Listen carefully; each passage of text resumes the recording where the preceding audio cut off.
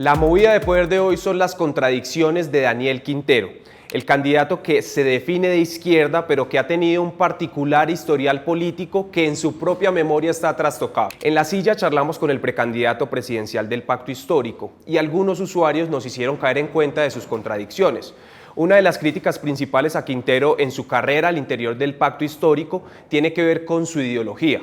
Voces como Gustavo Bolívar y Susana Muhammad incluso lo calificaron de oportunista por aterrizar en la consulta debido a su multicolor pasado político. En nuestra entrevista, Quintero les respondió diciendo que pertenece a una izquierda que denominó materialista. Yo vengo siendo más de una izquierda materialista, una izquierda que se enfoca menos identitaria, más enfocada en los derechos, que cree que el derecho a la educación, a la salud, a la vivienda son derechos y no subsidios. Pero no siempre ha lucido esa camiseta. Siendo candidato a la alcaldía paisa, incluso calificaba a la izquierda como un cuento del pasado. Yo realmente no creo en el cuento de la izquierda, el cuento de la derecha. Esas teorías políticas y económicas se desarrollaron en el siglo XIX para un tiempo en el que no existía las redes sociales, internet, Facebook, la cuarta revolución industrial. Yo soy una persona que mira hacia adelante, hacia el futuro. Y es que Quintero se ha caracterizado por haber pasado por todas las tendencias políticas. Hoy es un ferviente petrista, pero su carrera política la comenzó siendo godo. Esta foto nos la enviaron desde Medellín varias personas. Quintero arrancó en política siendo candidato al Consejo de Medellín por el Partido Conservador. La campaña la hacía con una alcancía de color azul. Luego fundó un partido independiente, el Partido del Tomate. Cuando Santos traiciona a Uribe, yo ahí dije, bueno, yo le tiraba tomates a Santos. Después, gracias a Santos, con quien se reconcilió, aterrizó en el Partido Liberal para ser candidato a la Cámara y luego terminó siendo funcionario en el gobierno Santos. Hasta en el detalle de su primer voto hay lío. A nosotros nos dijo esto. Bueno, la verdad es que me demoré mucho en poder votar porque siempre estaba en una ciudad donde no tenías que te lo hacer. Mi primer voto fue por, después de... Cuando Mopus eligió Santos 2 fue mi primer voto. Sin embargo, Quintero, siendo candidato a la alcaldía de Medellín, dijo otra cosa. Cuando nos engañó la guerrilla, entonces dijimos, hay que darle duro. Voté 2 veces por Uribe, para que le diera duro a la guerrilla. ¿Y para que le diera duro para qué? Para que pudiera negociar. Y no voté por Santos, porque Santos era lo mismo de Uribe. Bueno, ¿por qué dejé de votar por Uribe?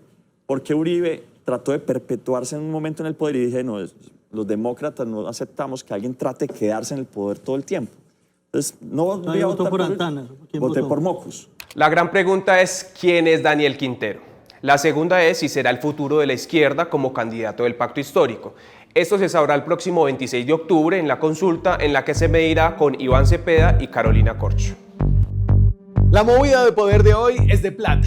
El platal que precandidatos presidenciales se están gastando en redes sociales. Aún no estamos formalmente en campaña, pero los precandidatos ya están dando rienda suelta al gasto en redes sociales para posicionar su nombre.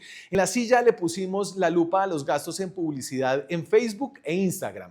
Meta, la dueña de esas 2 redes sociales, es la única compañía que hace estos gastos públicos en Colombia. El liderato lo tiene el exministro de Defensa, Juan Carlos Pinzón, que va en 350 millones de pesos. Lleva meses promocionándose, aunque solo hasta hace poco entró de lleno a la carrera presidencial. Aunque aún no tiene un aval claro, ha tanteado terreno en el Centro Democrático y también ha sonado como plan B de cambio radical si Vargas Lleras no se lanza. Su nombre ha ganado el apoyo de cientos de empresarios, como Manuel Santiago Mejía, que antes estaba con Miguel Uribe Turbay.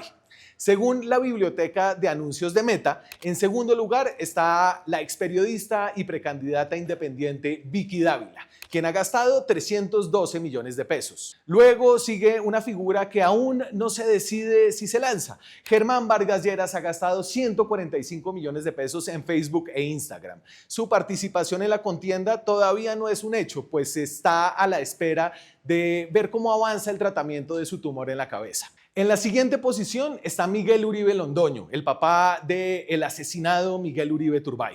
Según la plataforma, ha gastado 139 millones de pesos tras tomar las banderas de su hijo y entrar a la contienda en el Centro Democrático. La inversión en publicidad en Facebook e Instagram ha sumado nuevos nombres. El excontralor Felipe Córdoba ha invertido 137 millones. Recién esta semana inscribió su comité para recoger firmas. El exministro de Hacienda, Mauricio Cárdenas, también en etapa de recolección de firmas, ha pagado 127 millones. Y Mauricio Liscano, exministro del gobierno de Gustavo Petro, 103 millones de pesos. Todo esto antes de que arranque formalmente la campaña presidencial. Las redes ya se volvieron la primera pista de quién tiene chequera y quién está dispuesto a gastarla desde ya. La movida de poder de hoy está en los detalles microscópicos que amenazan con enterrar la reforma pensional de Petro. La Corte Constitucional está por definir el futuro de la reforma pensional, pero el pulso no es de fondo, sino sobre minucias que dividen a los magistrados. La Corte debe decidir si la Cámara corrigió o no el último debate de la reforma. La Corte había ordenado devolverla al Congreso, rehacer la votación y enviar las actas que probaran que el trámite se cumplió. La Cámara aprobó de nuevo la reforma, pero se demoró un mes para aprobar las actas de la sesión. Y de esos detalles mínimos se están aferrando los magistrados del ala más conservadora para negar la reforma. En ese bloque está Jorge Enrique Ibáñez, presidente del tribunal y objetivo de recientes ataques del presidente Petro. Una primera discusión es la forma en que se aprobaron las actas de las sesiones en que se subsanó el debate. El bloque de Ibáñez cuestiona que en la Cámara no hubo publicidad suficiente de las sesiones en la que se corrigió el último debate. Pero hay un antecedente que le pesa al ala más conservadora. En 2022, cuando la Corte devolvió el plan de desarrollo de Petro, Ibáñez y su colega Meneses validaron que esa publicidad podía acreditarse no solo con las actas, sino también con informes y grabaciones de la sesión. Ninguno de ellos salvó voto ni hizo aclaraciones en ese momento. Ahora, en cambio, le apuestan a invalidar la pensional por esa misma razón. Ese precedente lo soltó el procurador Gregorio El Hach, quien sí que sabe cómo funciona el Congreso porque fue secretario del Senado por más de una década. En su concepto, la reforma es válida porque se ajusta al procedimiento legislativo. El otro detalle es el número de representantes que estaba al momento de hacer el anuncio. La oposición dice que había 79 congresistas presentes y no 95, que es la mayoría de la plenaria. Y por eso dicen que el acta de esa sesión no tenía forma de ser aprobada por una mayoría. Pero aquí el Hach tiró otro salvavidas. Dice que el quórum para aprobar las actas se basa en los congresistas que estaban en la sesión. En ese caso, el quórum para aprobarla era de 40 representantes. Ibáñez está examinando el proceso con lupa, tanto así que ya generó tensión con algunos despachos de la Corte que consideran que la revisión ya está siendo excesivamente minuciosa. Entre tanto, el país espera la decisión que podría tener consecuencias enormes sobre el futuro pensional de todos los colombianos.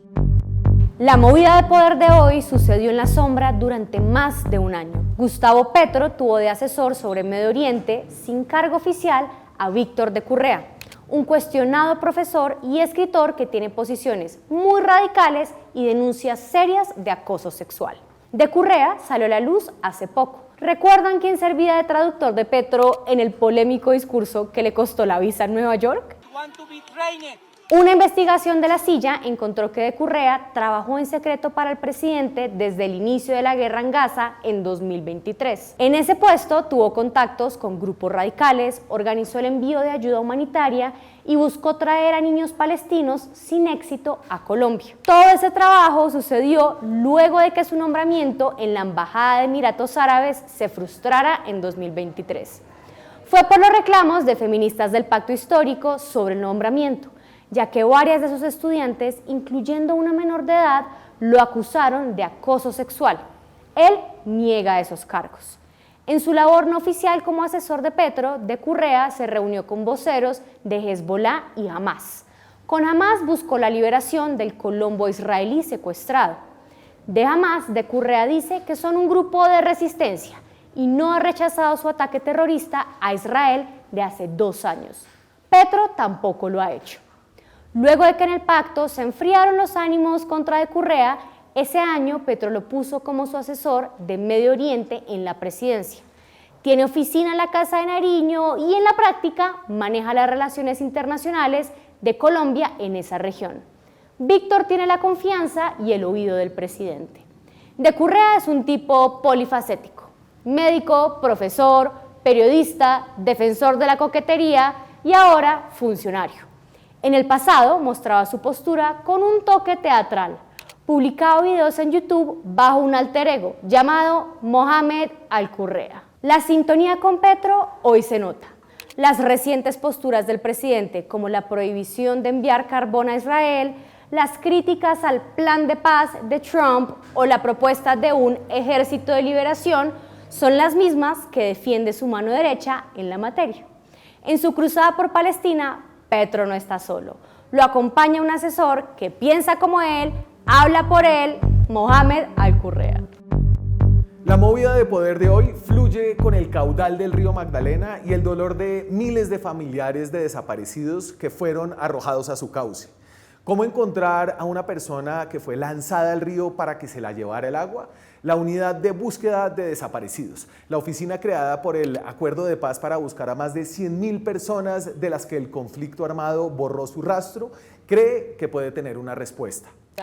Hubo arrojo de cuerpos con fines de desaparición o venían cuerpos también navegando.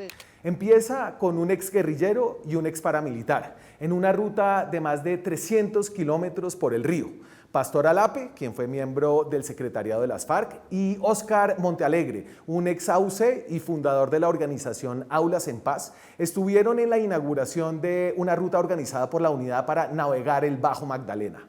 La esperanza de encontrar a alguien está en dos cosas. Primero, en información nueva de excombatientes que desaparecieron a víctimas en el río. Esas personas que llamamos aportantes de información se están nutriendo también la búsqueda en ríos. Que eso es muy significativo porque eso es agilizar muchísimo más el proceso. El segundo, entender los flujos y ritmos del Magdalena para calcular dónde pudieron haber quedado varados esos cuerpos. A diferencia de lo que piensa la gente, los cuerpos no van al mar, sino que suelen encallar en las orillas. Desde la unidad hay información de que alrededor de 2.400 personas fueron desaparecidas en el Magdalena, que cruza departamentos duros del conflicto como Santander, sur de Bolívar y Magdalena. La ruta va en una lancha con funcionarios forenses y antropólogos que recopilan la información e interactúan con los familiares. De ellos también buscan muestras de ADN para cotejar con restos que puedan ser encontrados en el futuro. Todo el mundo entiende que es difícil. Sin embargo, en el tema de los desaparecidos, a veces la búsqueda misma es parte del camino. Rocío Campos es una de las mujeres buscadoras que se cruzó con la ruta. Su hermano fue desaparecido en una masacre de la SAUCE en el 98 en Barranca Bermeja. Muy bienvenido porque así los familiares, aparte de tener su esperanza de poder encontrar, también tienen un descanso porque sienten y ven de que esa búsqueda también se está haciendo. Como ella, muchos familiares recibieron esta iniciativa de la unidad con flores blancas lanzadas al río. Con los que hablamos, más que esperanza cierta, había agradecimiento de que alguien esté intentando hacer algo, así sea mover una lancha por el río, para encontrar a sus desaparecidos.